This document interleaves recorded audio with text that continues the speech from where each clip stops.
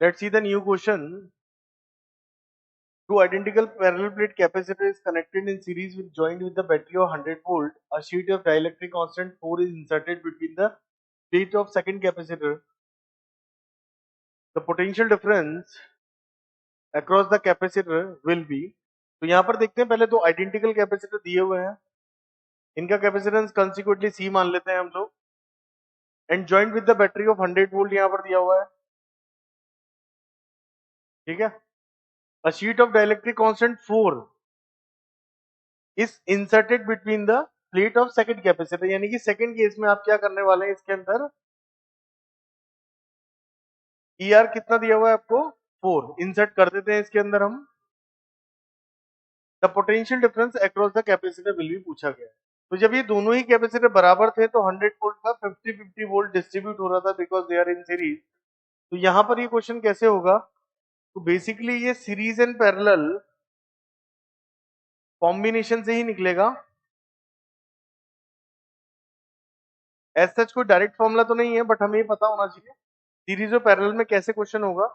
ये सी है बिकॉज में डाल दिया है तो ये बन जाएगा बच्चों सी, और ये हो जाएगा 4C।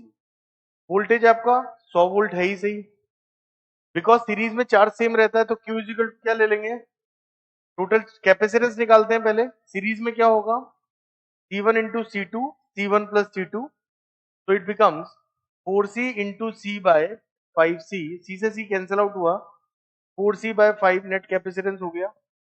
चार्ज क्या हो जाएगा net, Q is equal to CV, capacitance कितना है 4C बाय 5 और वोल्टेज कितना है 100, 5 से 20 बार 80C कूलम, इतना चार्ज होगा। ये 80 कूलम नहीं है 80C है, C की वैल्यू हमने C मान रखी है, कैपेसिटर है यहाँ पर, कूलम लिख देता हूँ यहाँ पर मैं,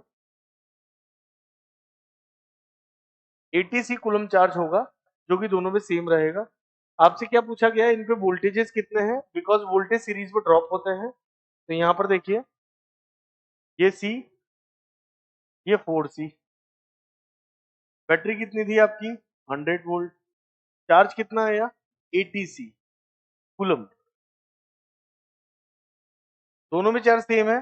तो यहाँ पर एंड यहाँ पर वोल्टेज कितना होगा, तो V1 होगा Q बाय C1, यानी C1C है यहाँ पर, 80C by C it is 80 volt, और ऐसे ही आपसे V2 पूछा जाएगा तो वो होगा Q bye C2, charge same है तो 80C और ये होगा 4C, C से C कैंसिल 20 वोल्ट। तो आंसर हो जाएगा 80,20। तो सही आंसर कौन सा होगा 80,20, इसका कंसिक्वेंट सही आंसर होना चाहिए।